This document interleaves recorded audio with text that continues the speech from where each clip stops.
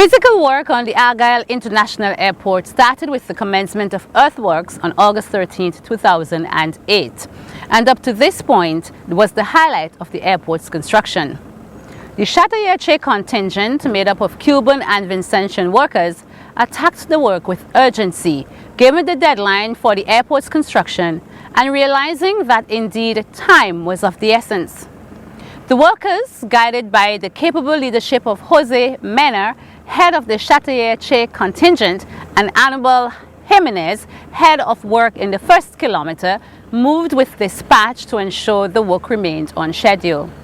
Could you first explain to us what you've done as head of the work in the first kilometer? Explain to us some of the things that you've done. Hasta el momento hemos trabajado So far they have did substantial amount of filling in what they refer to as the Mount Pleasant Valley, which was the deep valley, and they have about 1 million cubic meters of compacted material. Y de la montaña el Yami Hill, como lo conocen. They have also done some excavations in the Monco Hill, which is I think the fourth hill, and also the Makaniyami Hill. So they have done a lot of excavation in those areas. Los materiales que hemos excavado.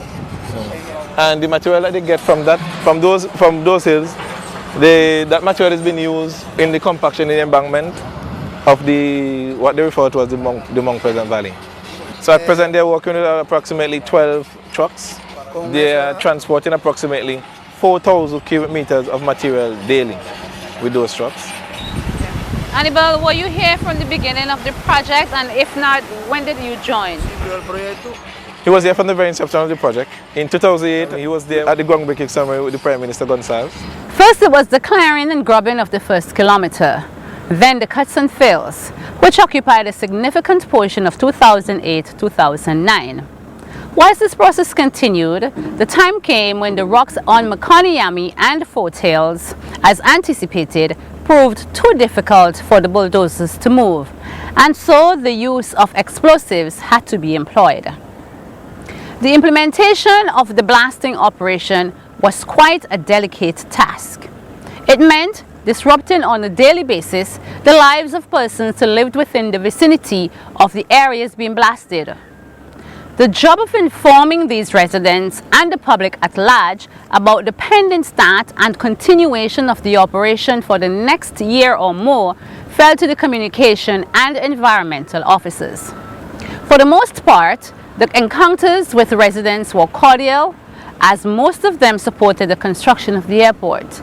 But then there were those who were not supportive, and these encounters proved challenging. Consultant engineer Leonardo Perez also encouraged persons to exercise caution and explained the blasting process. More than 1 million cubic meters of rock has to be removed with the help of explosive. We should have actually started this activity earlier, but we had a delay in the delivering of the explosive. So it has been about 3 or so weeks that we have started the blasting. So now we are having our first experiences with the use of explosive to facilitate the excavation of the rocks. And they are very hard rock in that area, and for that reason, Jennifer, we have to employ the use of explosive in that area and in other areas in Argyle. Can you tell us how much rocks you have managed to fracture so far? Sí. As I've said, we are just beginning, and we have been able to remove some 20,000 cubic meters of rock so far. Because some of these rock that we're excavating now, that we're extracting now, will be deposited in the runway, and part of it will be accumulated and crushed to be used to be employed in the pavement of the runway. Thus far, we have 20,000 cubic meters removed. Now, for the month of May, the schedule for blasting was on a Tuesday, Wednesday, and Thursday at 1 o'clock. Has the schedule changed, or is it the same? For the month of June, everything remains as scheduled. Tuesday, Wednesday, Thursday at 1. There have been no changes. We will try to do it at that time to make sure so that the public can expect it on those days and at that time. For the rest of the days, we'll continue work with the preparation for the blasting on those days. To get to the point of actually doing a blast, it implies some previous hard work. Above all, making sure that it is well planned and that the blast will be safe and all the security measures are adhered to. So far the work is going fine, we are on schedule, but we have been carrying more or less a delay because we haven't we didn't start the blasting on the date we were supposed to start. But with the results we're having, we will recuperate this time that we've lost. Okay. Now some people have been complaining of tremors around the time of the blast. Can you explain to our viewers what those tremors are all about and if they're normal during this type of operation? One important thing is that the people in St. Vincent around this area are not accustomed to having this type of activity so close to them. To do this type of work, you have to drill the rock. Yes. So they do a network of holes. You place the explosive, all the necessary security measures put in place, and then you go on to do the blast. With our blast, we're only trying to fracture the rock because after these rocks will be moved with the help of bulldozers. Therefore, it's not the type of blast that will permit rocks to necessarily travel long distances just to fracture the rock. The information having been disseminated and plans put in place for the safe start of the operation, the blasting schedule was revised to 3 days per week to minimize the disruptions and inconvenience to residents. The stage having been set, the blasting team headed by Cuban Alfredo Fier proceeded to fracture those rocks. It was then that the complaints from residents who did not fall within the danger zone started pouring in. The complaints range from the shaking of the houses to cracks and even stones flying and causing damage to a couple of houses in the Stubbs-Moncoke area. These complaints did not go unheard. They were followed up by a team from the IADC headed by Environmental Officer Kilometer and, where possible, appropriate action taken. By this time also, the dust had become a nuisance as persons complained of having to be constantly cleaning, asthmatic conditions being made worse, and newly painted houses in need of repainting. The International Airport Development Company, the IADC, being a socially responsible entity, moved with dispatch to alleviate some of the inconveniences and sufferings of some people and brought reassurances to others. Some of the measures implemented included assisting persons who had to clean often with their water bills, power washing the homes of others, mending broken windows, and in extreme cases, relocating persons who were falling ill as a result of the dusty conditions. The volume of loose rocks resulting from the blasting operations became significant, and the equipment on hand proved inadequate to transport these rocks, forcing the IADC to use funds from its own resources to purchase on 2 occasions equipment to add to the complement donated by the Bolivarian Republic of Venezuela. Austria too had donated some $185,000 to assist with the purchase of 3 compactors. These were bought and employed on the field. The first pieces of equipment purchased by the IADC in early 2009 included 4 articulated rock trucks, 1 Caterpillar 345 excavator, 1 Caterpillar 330 excavator with hydraulic hammer, 1 wagon drill, 2 bulldozers, 1 D8 and 1 D9, and 2 motor scrapers. In addition to the increased complement of equipment, the work hours for field workers were extended to 12 hours per day, with 1 Sunday off per month and to make up for lost time due to rain. When it became absolutely clear that more equipment was needed if the work was to remain on schedule, the IADC purchased 2 additional motor scrapers and 12 trucks, and in October and November of 2009, these trucks were fully employed in the field, allowing the contingent to regain lost time and end the year 2009 with a significant 30% of the earthworks completed.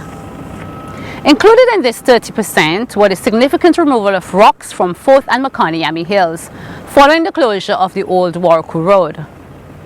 A significant amount of filling was completed, the runway began taking shape, and trenches were dug in preparation for the installation of culverts in the first kilometer. Now, when we look at the mountains behind us, we know because we knew before what they looked like and how high they were. And we have seen that they've come down substantially. How high were these mountains behind us? And if you could tell us how much have you taken down already and how much there is to go? How low are we coming? We have so far taken down about 20 meters of the hill, and we still have to come down another 20 meters to get to the runway level. Not only in the center but also on the sides. On the sides of the runway, they have to cut down a substantial amount of hill.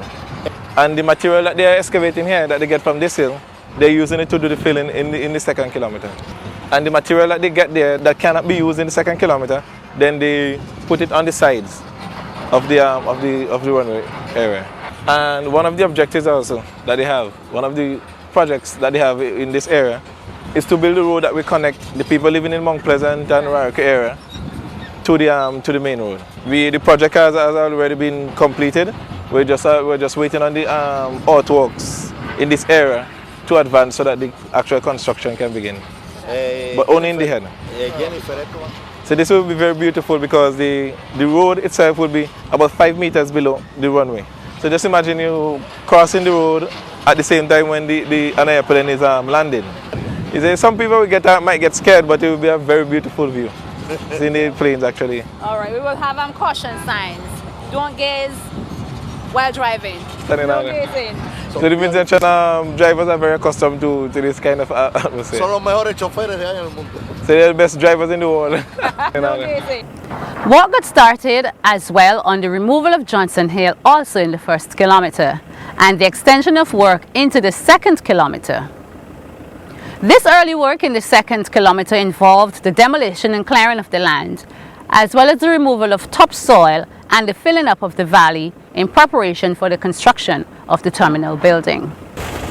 Following the 2009 Christmas break and the return to St. Vincent and the Grenadines of the Cubans, earthworks resumed on the January 28th. What followed was a flurry of activities deep inside the second kilometer and on Johnson Hill within the first kilometer. Simultaneously, blasting activities continued on Makoniami and Foothills, as well as in the area which formerly housed Charles A. Gadd's residence. Early in 2010, Vincentians also saw the removal of that portion of the old Windward Highway which separated the first and the second kilometers. The removal of this portion of the road proved to be a much talked about topic, having been removed in unbelievably quick time, taking the workers approximately 4 days to have it removed. While the earthworks were moving along, work continued on other components of the project. These included the preliminary designs for the landside facilities, the master plan, city fence designs, and the drainage system, to name some. To advance the work, 6 Cuban engineers joined the contingent already here, bringing the total number of engineers on the project to 17, including 3 Vincentians. Arriving at the E.T. Joshua Airport, Chief Engineer Consultant Leonardo Perez explained why they came. The people that arrived here today are the team of design.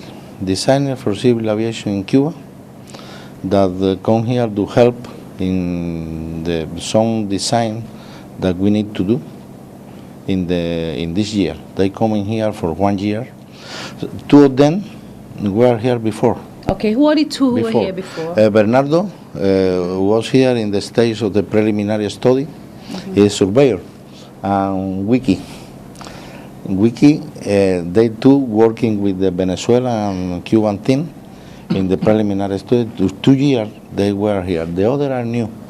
Filiberto is the electrical engineer that will work for the question of visual height for the airport, lighting system, and the electricity decision about the airfield of the airport.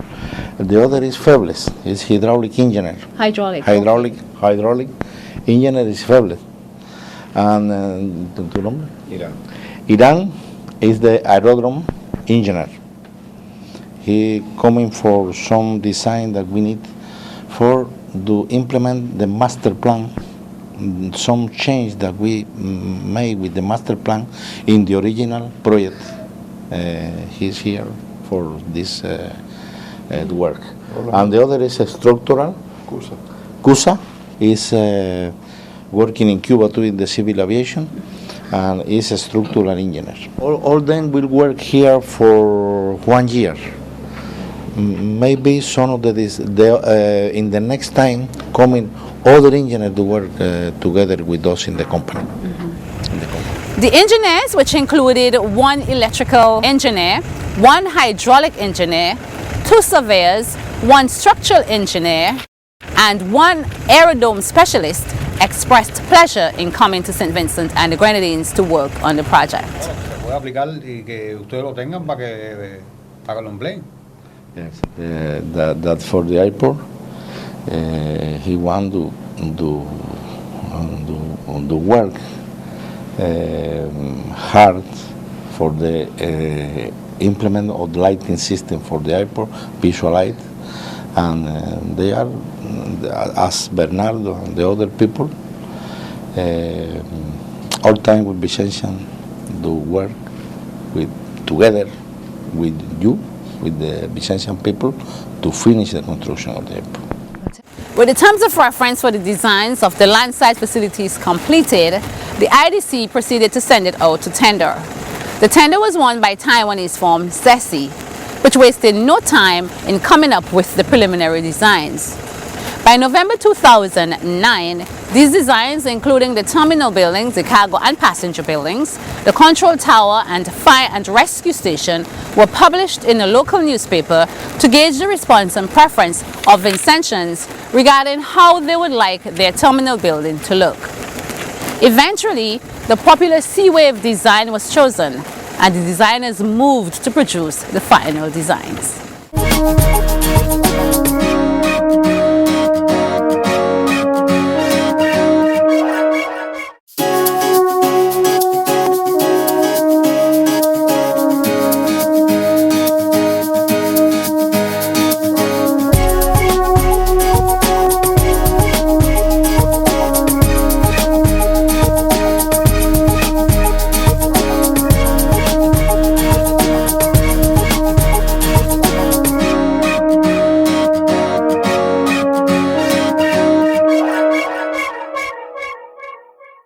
The announcement that a master plan was being designed for the airport generated much debate throughout St. Vincent and the Grenadines, with persons not fully understanding what the master plan was about.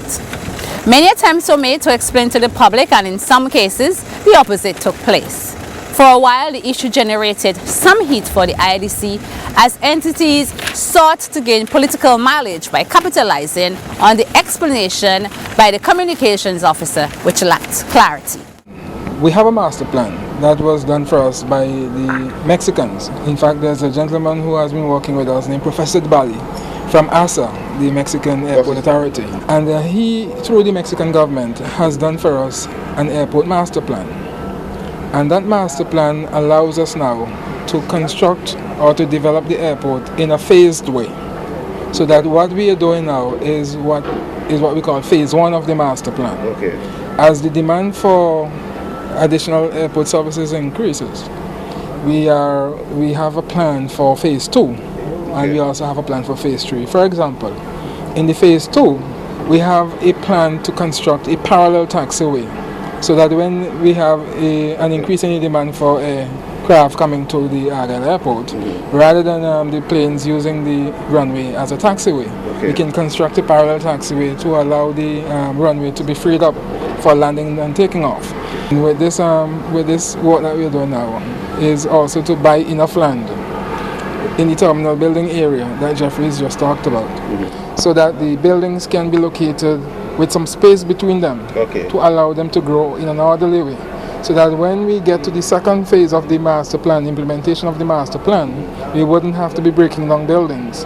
We can essentially expand the buildings without having to remove anything, because there wouldn't be anything standing next door to that building. So for example, if Jeffrey shows you the plan for the cargo building, there is enough space next to the cargo building to allow it to expand, so that when there's a demand for more cargo space, we have land allocated for that.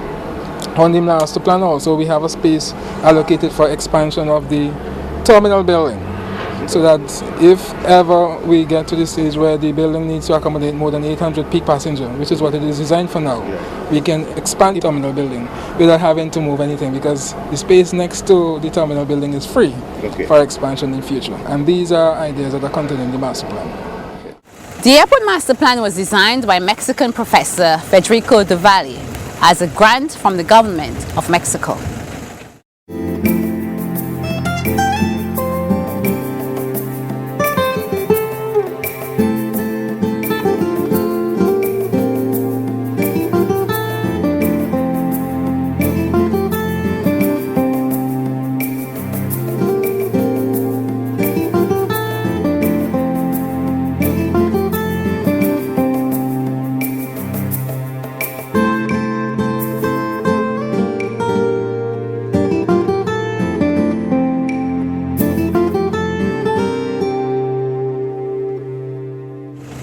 Protecting the environment was always going to be an area of focus for the IADC, especially since lands had to be reclaimed on the northern end of the runway to accommodate part of the shoulder. One had to ensure that the sea does not come in at some point and take back its space, and so special sea defenses had to be designed, a task given to Cuban engineers, experts in that field. By November 2009, those designs were completed and handed over to the IADC.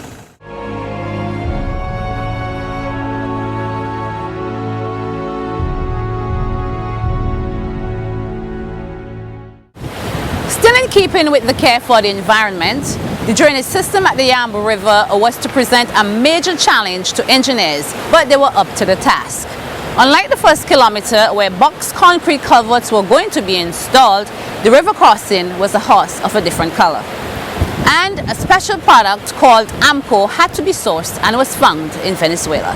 These tunnel-like structures will ensure that all water flowing under the runway is properly channeled to the sea to avoid flooding and any such hazards.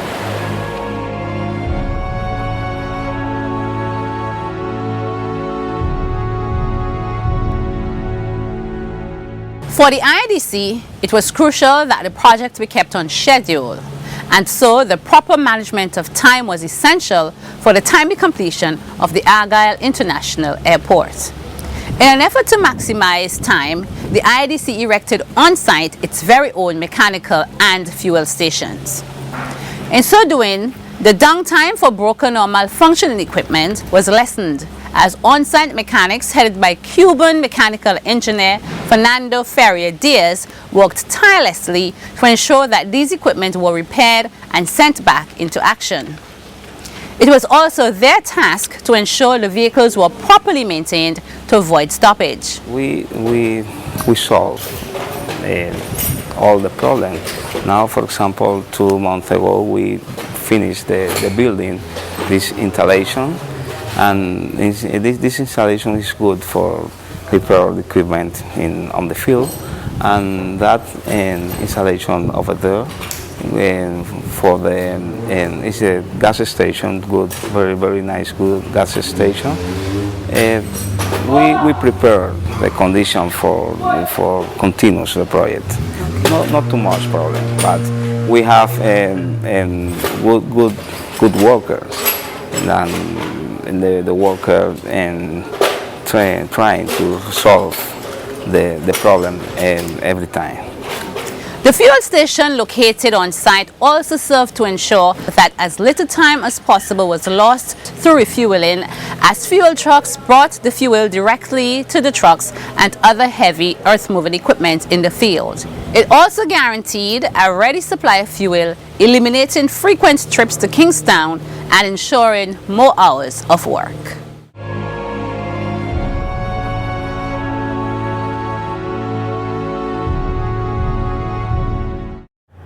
The IADC had its beginnings at the administrative complex in Kingstown in late 2005 with a staff of only 2 persons, CEO Dr. Rudy Matthias and project coordinator Tyrone Bala.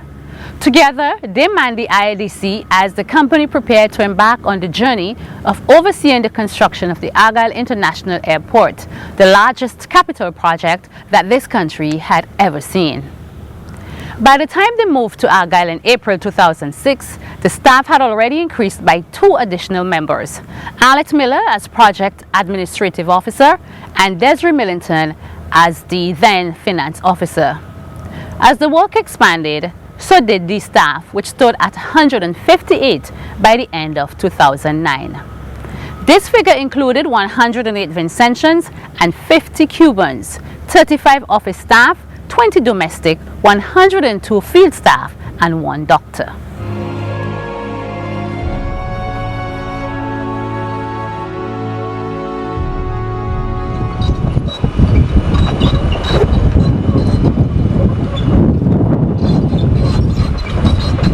Following earlier missions from archaeologists from Canada and Leiden University in the Netherlands, a second group of archaeologists arrived from Leiden University. The 5-member team from Leiden focused on the ridge just above the Argyle River, which is believed to be the Cay or Island Carib habitat. One of the objectives was to combine their findings with those from similar sites in other Windward Islands to determine how these people, whom they described as mysterious, lived from the pre-colonial era right up to the 18th century. According to Alistair Bright of the 5-member Leiden team, the assistance from the SVG National Trust and IADC enabled them to identify a small Amerindian village consisting of 3 small structures, kilos of Amerindian pottery and pieces of colonial pottery. Last year and this year we had a chance, because of the airport construction, to come back here and to do some more large-scale work, especially what we call horizontal excavation. So not just digging away at a profile and finding little individual finds without a sort of a clear historical context, but actually to expose a large area, a living area of this site. And indeed we have now discovered that basically there used to be probably a small, very small Amerindian village right here on this hill. Perhaps even better to call it a hamlet rather than a village, because we're thinking it might only have been 1 or maybe 2 houses at the most at any one time. And they would have lived along this ridge, perhaps moving along the ridge up and down over time onto new house spots. Because at a certain moment, after you've lived in one spot for a while, things get a little dirty, and so you want to move it along. So what we had to do, first of all, the ridge, of course, was covered in vegetation, pretty much as you can see off to your left now, which made visibility on the surface very poor. So we had to have a backhoe come in. The backhoe cleared all the vegetation and took off the layer of topsoil that's disturbed and not particularly interesting for archaeologists, very few finds and very disturbed. And as soon as we got through the topsoil, we could start seeing all kinds of traces in the earth, traces that we could pretty quickly actually establish belong to post holes. And to the posts that once stood in those holes, forming Amerindian house structures. So the main focus of our work here has been exposing a number of those Amerindian structures, and at the same time trying to gather some more finds, things like pottery, stone artifacts, and this kind of thing, to build up a better picture of how the Amerindians were living here. Basically from probably late pre-colonial times, maybe around 1400 or so, and probably right up to the 18th and perhaps even the 19th century, although research on the later period is still sort of pending archival research. So in terms of what we've been finding, we found at least 3 structures, and possibly, I would say, remnants of a 4th structure. We found kilos and kilos of Amerindian pottery. We've also found some colonial historical pottery, and that's quite interesting for us because once we get a grip on the dating of that pottery, it could tell us more about when exactly the Amerindians were living here. Following on the heels of 2 groups of archaeologists from Canada and Leiden University in the Netherlands, the National Trust enlisted the help of industrial archaeologists from Hartford, Connecticut, to assist them in identifying pieces from the old Argyle sugar mill that were worth preserving and placing in the Heritage Park. The Hartford team, which arrived on March 13, 2010, included 2 adjunct professors, a dean from the university, and several students from the Faculty of Civil Engineering. The process of identification took place over several days with help from the National Trust and students from the St. Vincent and the Grenadines Community College, who were engaged to make drawings and take measurements of the relics. Now, could you explain to us exactly what the project is that you are conducting here at Argyle?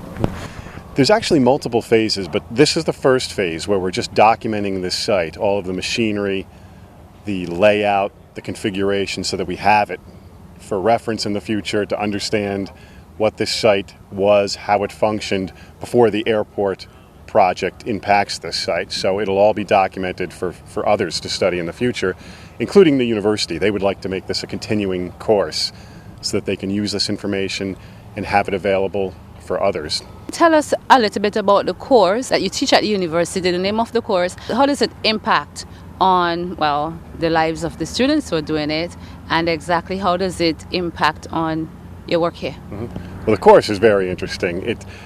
The course is industrial archaeology, but we really wanted the students to understand. They're engineering students for the most part, although we do have a liberal arts major as well.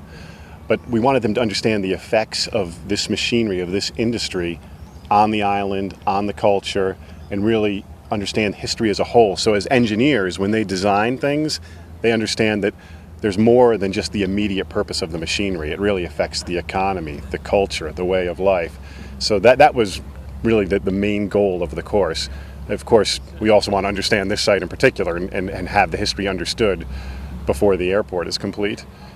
Well, what the students, a primary part of what they're doing here is collecting data to build 3D models of this equipment, to interview some of the local people and get an understanding of how the sugar industry impacted culture here. We're going to be trying to look at, for records of plantation ownership, prices of sugar, all these things. They're going to be, the major thrust of the rest of the work in the class is going to be putting together a detailed archaeological report, detailing all the findings. They're going to be drawing up figures and everything, and that's going to be something that we share with the St. Vincent Trust as a report that they can use. It's also going to be the required reading for the next phases of this class. So when we start up the next course with new students, this is going to be the first thing that we give them. Say, all right, you got to digest all this material, and that's going to be how they start. And in keeping with its commitment to preserve as much as possible the culture and heritage of St. Vincent and the Grenadines, the International Airport Development Company, the IADC, began preparations to purchase lands at Escape for the creation of a heritage park, which would include a number of relics recovered from the Argyle Airport site.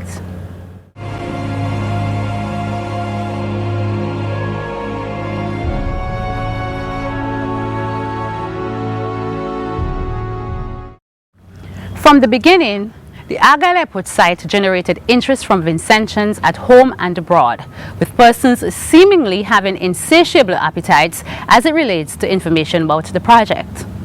To satisfy the appetites of those hungry for information, the IADC, through its communication unit, undertook a massive campaign, bringing hundreds of people from all walks of life to the site and explaining the project to them. Those visiting the site range from community groups and students to individuals and visitors from abroad. I'm retired now, so living back in St. Vincent for over 30 years. And I have been traveling backward and forward.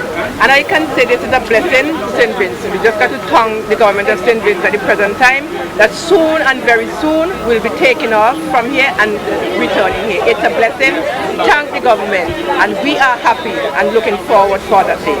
I have all my family in England, 2 daughters, grandchildren, and they are saving up right now to come on the first or the second flight from London to Argyle International, and they're waiting and praying that the day will come to land here. Efforts were also made to bring the information directly to the people through information booths set up in Kingstown under the General Post Office and at Vinci Homecoming 2009. Well, I live in England and I'm just here visiting relatives, and I can't wait for this airport to come in being, because I'm tired of waiting in Barbados. I'm from Barbuda, but I visit St. Vincent a lot. I'm from England, and the airport is overdue because it's a strain on the people of St. Vincent have to wait that length of time to get home. I always say to my wife, the best thing for if they don't get an airport is for the government of St. Vincent buy a plane or buy out Leat completely so that they have their own traffic. Yeah, I think the airport is overdue and it will be business for St. Vincent. It build the economy up, really, because tourists will come in, shops will get sale, people will get jobs. Of course, I think it's for the benefit of the country. We need transport, and bringing in more planes and bigger access for international travelers. This is the ideal thing. I mean, this is an asset to the country. I'm very proud to be a Vincentian and to know that we can say, yes, we have an international airport, and hopefully it'll bring more people, spend more money, have more good times, and enjoy. Well, I think it's a great benefit to the country, and who cannot see that don't have a vision of what St. Vincent has to offer. Our agriculture, which we need to boost, it will help getting our products out even more earlier and have more longer shelf life. We bring people in and take food out, you know. So hopefully it will be a benefit not just for Vincentian, but for the international community as well too. After about 2 years in the making, the IADC's website was finally launched, allowing those in the diaspora the opportunity to see for themselves the progress being made on the project and to offer their comments. On our homepage, it shows you just about everything that is on the site, and you navigate anywhere on the site through this homepage. You have at the very top, you can see our fact sheet. You go there to the fact sheet and you will see what the IADC is all about. You go to the site map, it tells you exactly what's on the site. The contact page you can access from here. And even above there you can get the local weather. Down at the bottom of the home page, we have other sites that you can log into, like the government website and the SVG tourism website. And it also gives you a look at the different pages that are on the site. I'm going back to the top, the navigation, you have the home page, you have the media center resources page. Under that you have the publications, things that persons would have published about the airport development, like people like Garth Sanders and Dr. Matthias. They would have done a number of publications, and you just click on anyone, their name, they have dates of publication, you just click on anyone that you want to read and it will come up. If you notice, you don't have to move from this page to continue accessing the website. You don't have to go back to the home page. You can stay on publication and access the others. So you have presentations. The Prime Minister, Dr. Matthias, would have made several presentations about the international airport. You click on presentations, you can read any one of them. You go to the audiovisual page, and here you will find videos on a number of different updates that we would have done on the airport itself. API would have done some at the launch of the construction of the airport at Argyle. The Prime Minister would have done presentation, Dr. Matthias. All of those you can find here. A facility called the Argyle Airport Contributory Fund was also set up to allow Vincentians who so desired to contribute to the project in a tangible way. The account was set up at the then National Commercial Bank, now Bank of St. Vincent and the Grenadines. A lot of people are helping us. We're helping ourselves from the government. Now it is time for Vincentians in some direct way, and entities which operate in St. Vincent and the Grenadines to help us. And that is why Sims Martin, Rochelle Ford, and Rudy Matthias have come up with the idea of what is called the IADC Contributory Fund. And as you see, there's a team of persons: Sir Frederick Ballantyne, Sid Hazel, who is also a very trusted man, Sims Martin, and the Honorable Brian Alexander, the retired Chief Executive Officer of the Musty Company. They would be the ones who would be administering this contributory fund. We didn't want to do anything before we actually started the work. There's some people, as we go about St. Vincent and the Grenadines and overseas, people are saying, well, open an account, let us see something, let us put something. And I said, yes, we will give it consideration. But our people, they want to see you do something first. And now they've seen what we are doing, and the work is proceeding so well. I am quite sure that they will give generously. Look out for part 3 of the IADC's documentary as we seek to capture and preserve for posterity this most intriguing and historic aspect of the country's economic well-being, the construction of the Argyle International Airport.